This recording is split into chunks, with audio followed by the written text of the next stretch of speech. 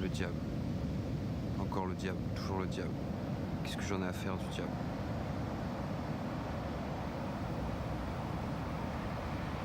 Tout ce qui m'importe n'est plus ici et n'est plus là-bas.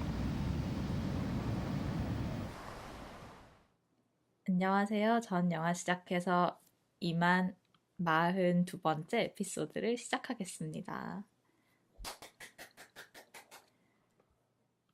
오늘 웬일로 펭귄맨님이 네네네. 웃음이 없네요. 아, 그런가요? 네. 아니 뭐 맨날 비웃으셨잖아요. 아니 그게 바로 아니라 꼬이네. 일단은 제가 늘 주장하지만 비웃는 게 아니고요. 그냥 42번째인지 뭐 3번째인지 항상 헷갈리시니까 그래서 웃는 거예요.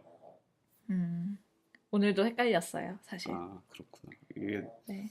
되게 능숙하게 내색하지 않고 헷갈리셔가지고 네. 웃을 수가 없었고요. 저희가 오늘 좀 이른 시간에 아, 녹음을 그럴까요? 해가지고 약간 정신이 온전하지 않을 수도 있어요. 특히 펭귄맨님에게 약간 꼭두새벽 같은 시간이라서. 아, 근데 진짜 네. 꼭두기 새벽 같은 시간이라 가지고 제가 지금 일어나기는 그래도 한 1시간 정도 됐거든요. 네. 근데 네. 여전히 지금 정신을 못 차리고 계속 막 어쨌든 이게 2주 텀으로 하니까 네. 뭘 준비해야 되지, 뭘 챙겨야 되지, 그러면서 마이크도 주섬주섬 꺼내고. 맞아요. 이게 항상 가물가물해질 때쯤에 예, 하더라고요. 예. 어쨌든 그래서 제정신이 아니고. 네. 좀 양해의 말씀을. 네, 네. 그래서 숙제는 하셨나요? 숙제 뭐였죠? 나 뭐가 있었던 거는 기억나는데 뭔지 기억이 안 나. 진짜 속상하다. 진짜 화가 제가 난다. 뭔가를 확인하기로 했죠. 네. 더스케어와 관련해서. 더스케어가 그 루벤 웨스틀룬드의 전시를 정확하게 어떤 걸 했었는지 아, 하기로 했었죠. 세상에. 제가 여러분. 할 일 목록을 그냥 좀 보내드려야 되겠어요. 다음 녹음 네, 전까지 죄송합니다. 이걸 해야 한다. 네, 진짜 다음 녹음 전에 할게요. 근데 더스케어 약간 네. 들으신 분들이 많이 없는 것 같아요. 그 뭐 중요치 않고요. 중요하지 않죠. 네, 그 뭐 본인이 안 한 거를 뭐 그런 식으로 넘어가려고 하시지 말아주시고. 아, 제가 다음에 꼭 해볼게요. 더스케어가 관객 수가 얼마나 들었죠? 혹시 아세요? 그걸 제가 알 리가 있나요? 기다려보세요. 알면 안 돼요? 알 리가 없는 정보인가요? 그런 거는? 그러니까 제가 그런 거를 뭐 늘 체크하는 사람은 아니니까요. 네. 아시겠지만. 아, 네. 그죠?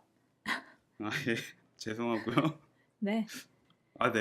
우리 너무 성의가 없나? 내가 성의가 너무 없네.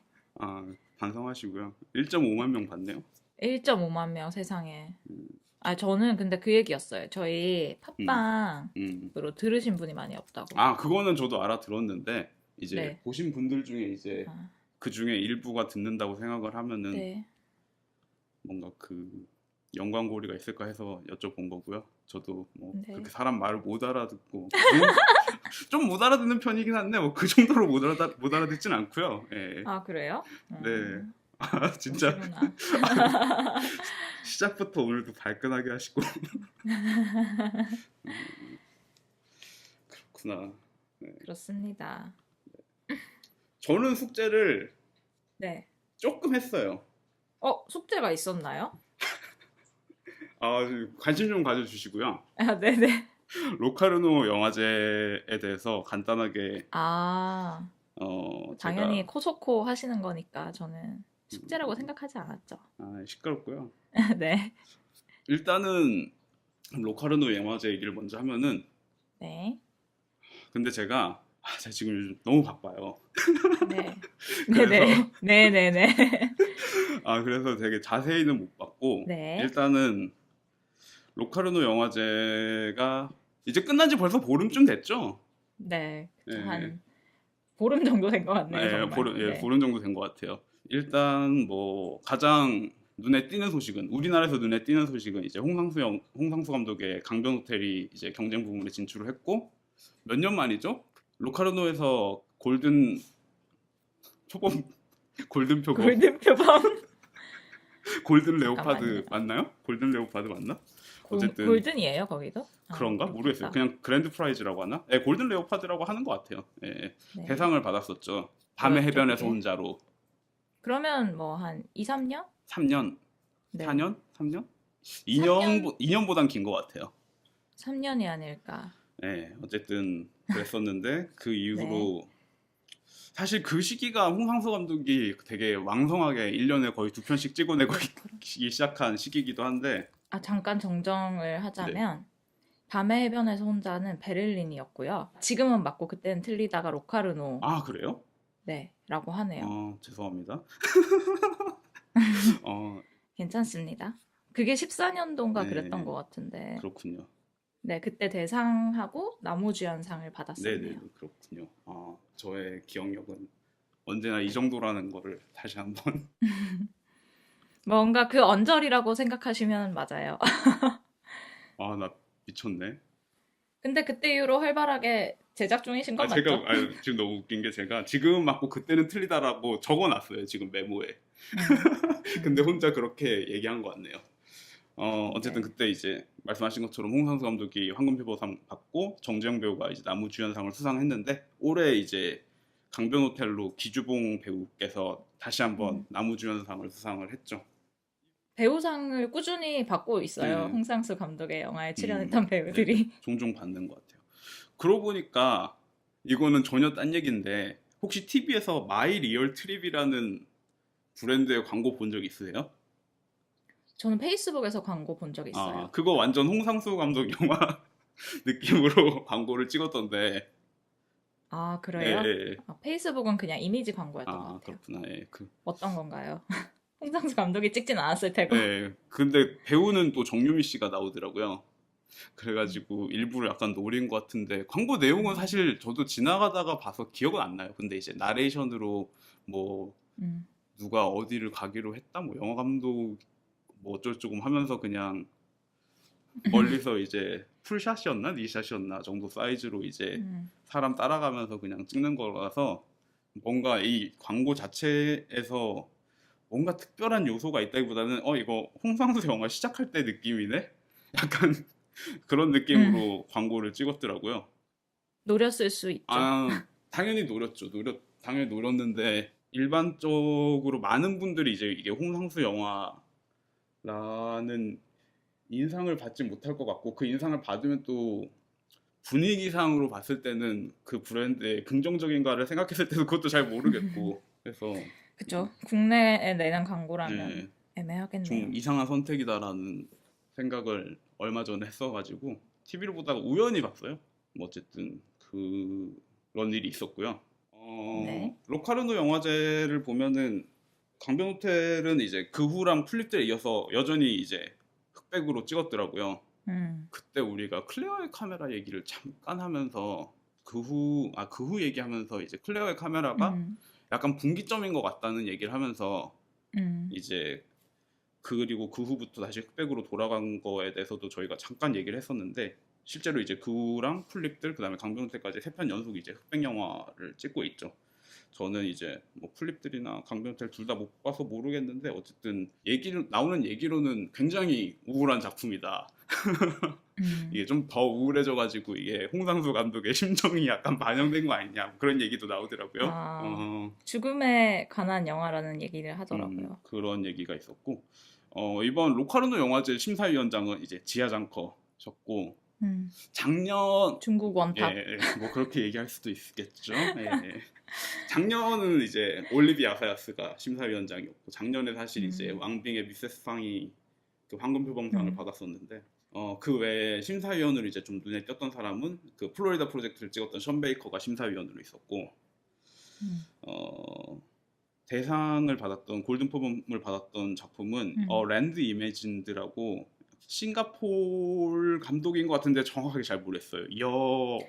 여수화? 뭐 이거 뭐라고 읽어야 되는지 모르겠는데 저도 이름은 모르겠고 네. 그게 근데 그 프로듀서 하신 분이 스페인 출신인가? 그 유럽에서도 활동하시고 싱가포르에서 주로 유럽하고 공동 제작 같은 거를 많이 하시는 분이더라고요. 제작 국가로 보면 이제 싱가포르, 음. 프랑스, 네덜란드 이렇게 세 개 국가가 기록이 돼 있는데요. 네. 그래서 그분이 그런 식의 프로젝트를 되게 여러 개 하셨더라고요. 뭐 동남아시아 국가들의 신진 감독들을 이제 유럽의 자금과 연결해주는 재밌는 것 같아요. 근데 사실 좀 많죠. 그렇죠. 동남아는 뭐 자국 예산으로 영화를 만드는 게 너무 인프라가 열악해가지고.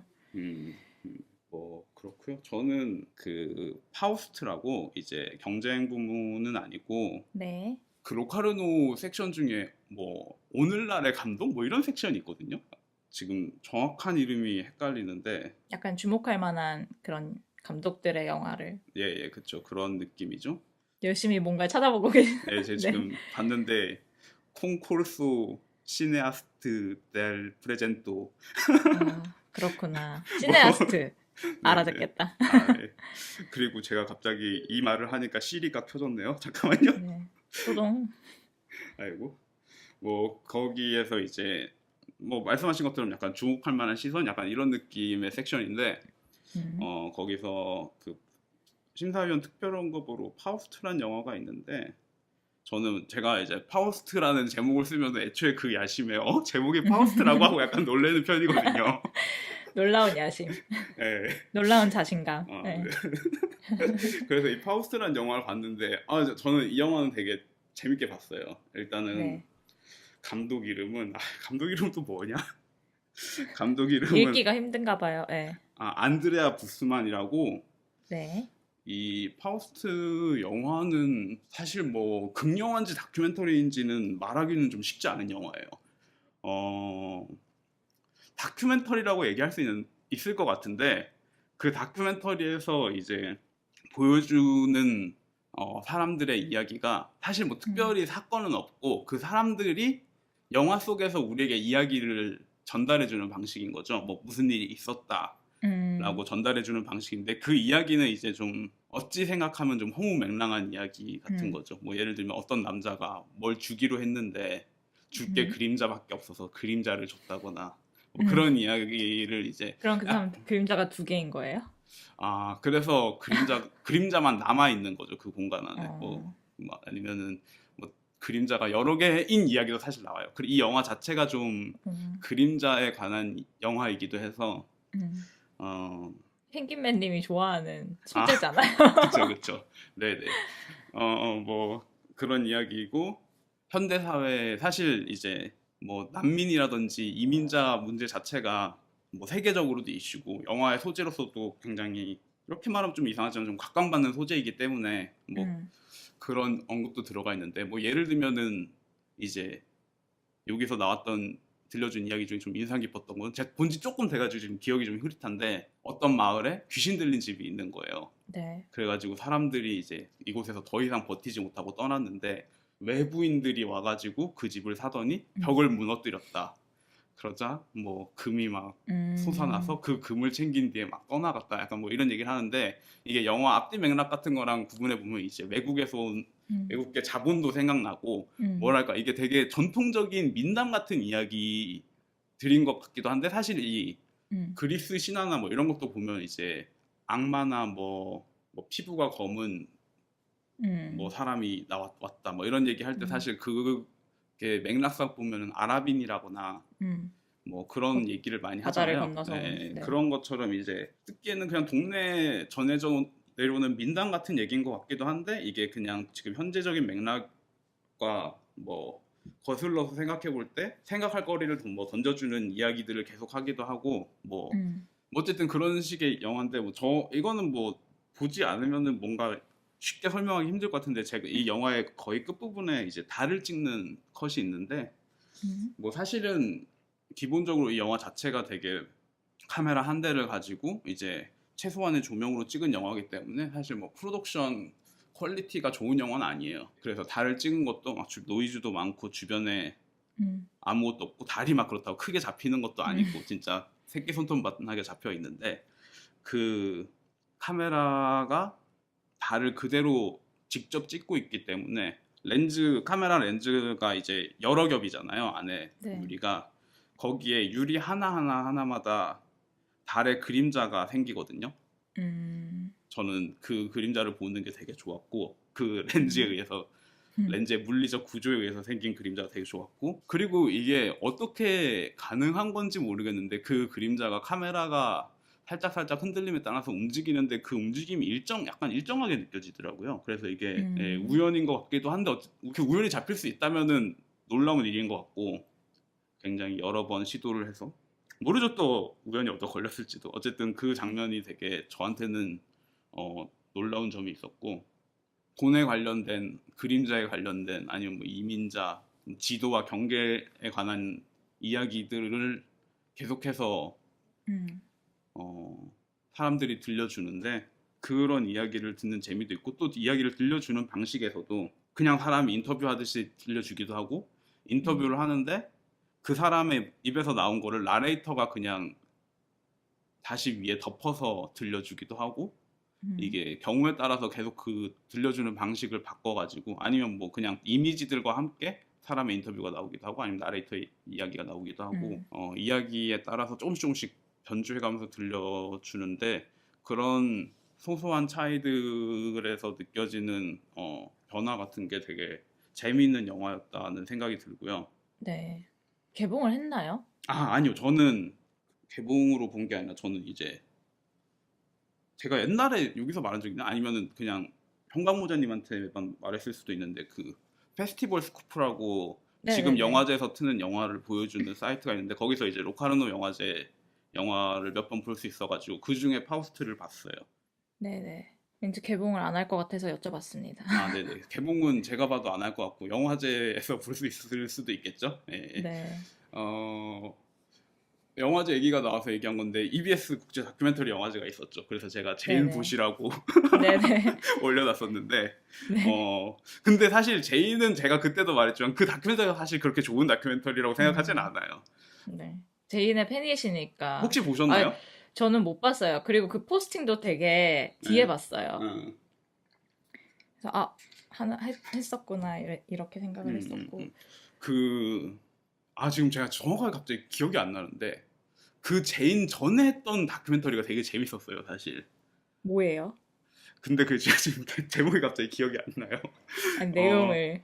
내용은 어떤 거냐면은, 제가 이 영화를 처음부터 보진 않았는데, 네. 이건 제목은 제가 녹음이 끝나고 한번 찾아가지고 적어 놓긴 하겠습니다. 네. 이 다큐멘터리는 집에 관한 다큐멘터리였어요. 이 집에서 할머니 그 이전이었는지는 모르겠는데 최소한 3대가 이제 걸쳐서 살고 있는 집인 거죠.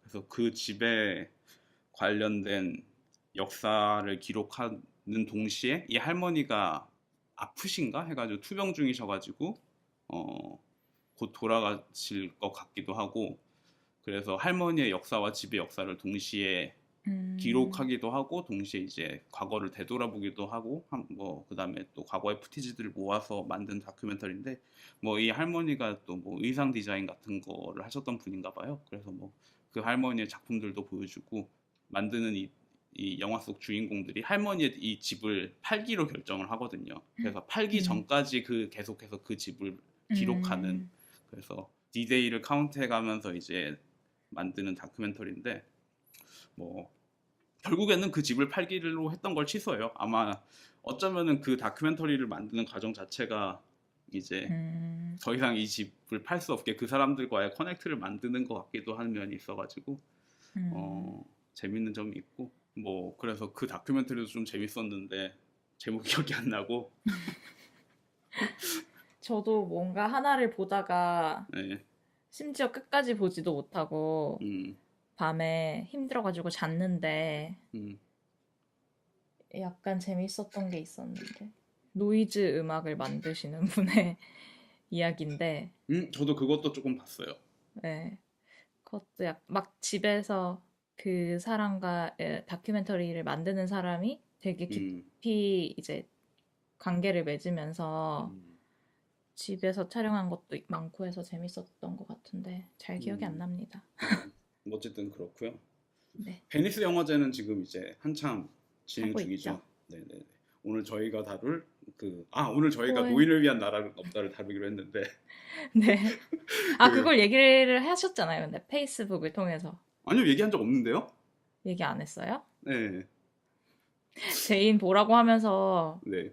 얘기하시지 않았어요? 아니구나. 아니요, 그때 둘 중에 하나를. 둘 중 하나를 한다 그랬구나. 네, 네. 좀 네. 새로운 정보는 아니죠. 예, 예. 네, 그러네요. 저희가 노인을 위한 나라는 없다를 하기로 했습니다.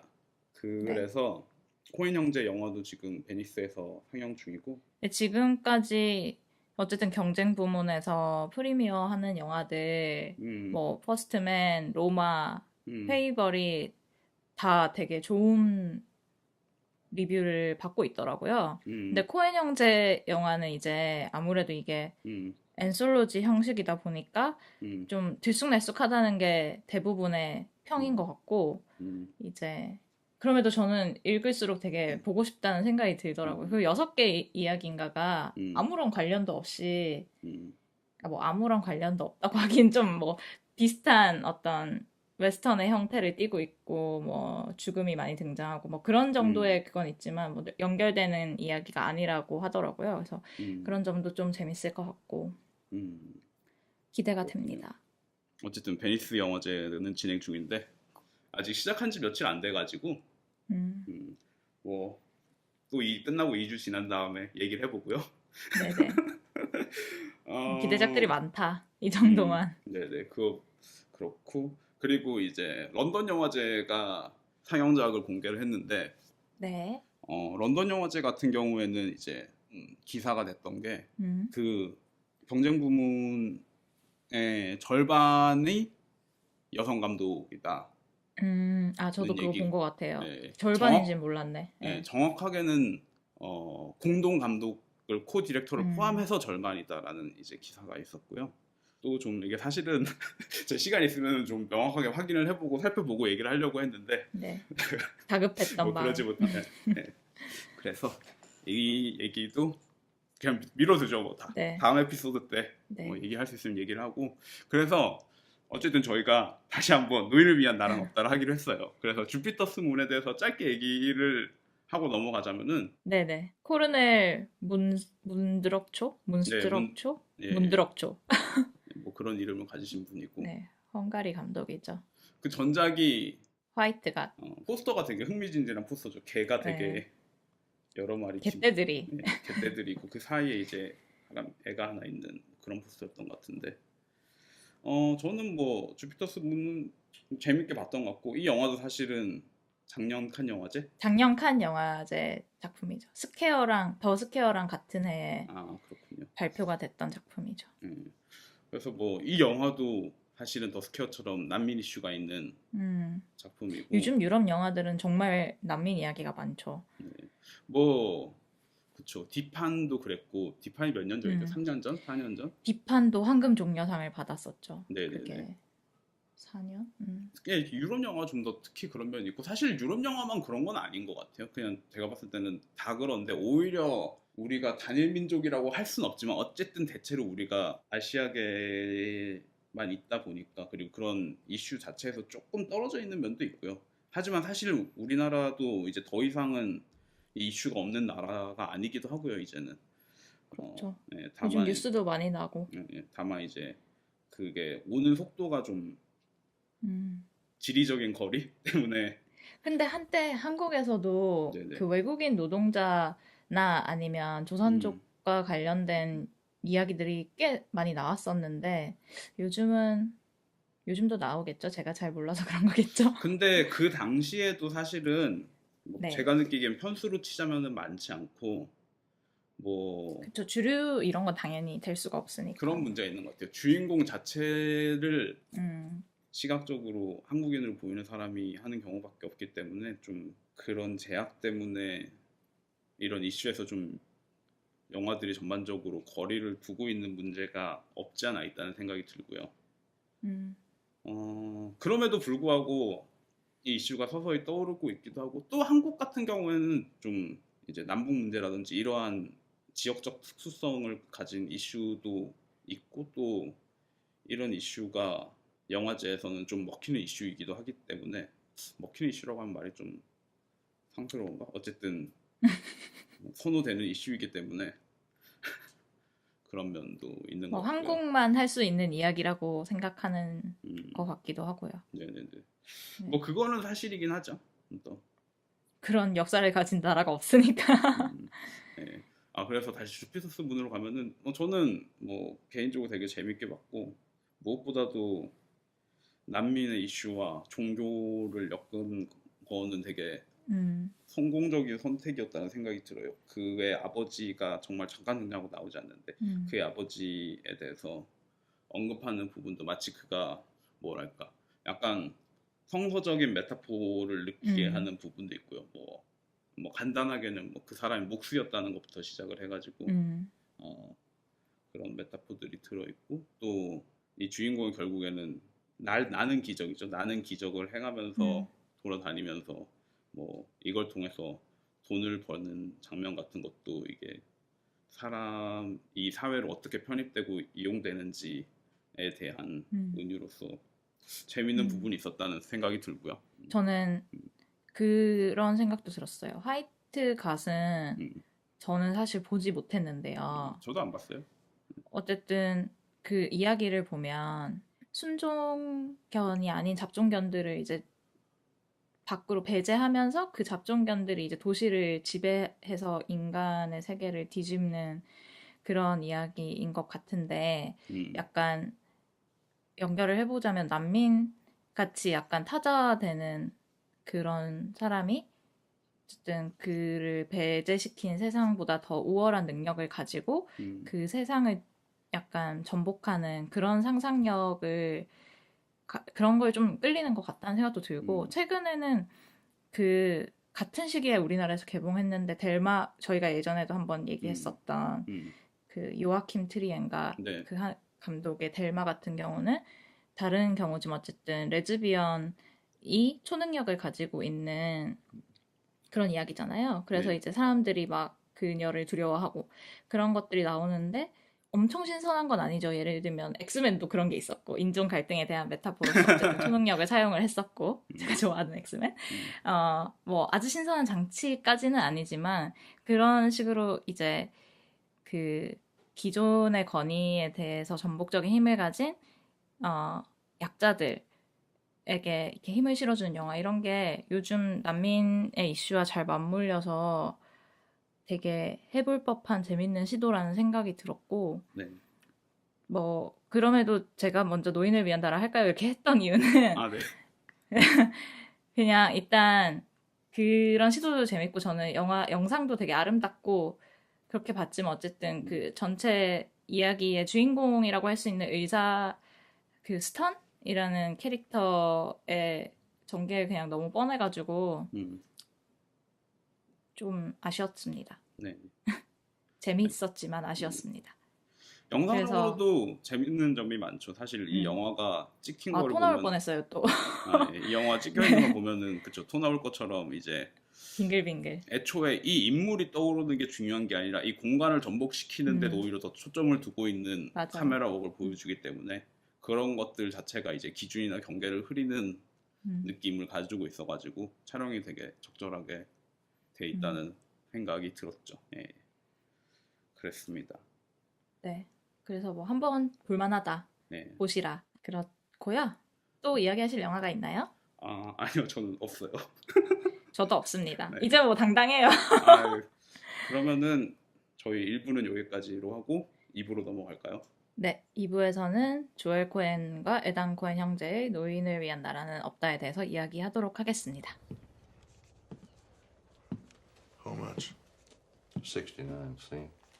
And the gas? Y'all getting any rain up your way? What way would that be? I seen you was from Dallas. What business is it of yours? Where I'm from? Friendo?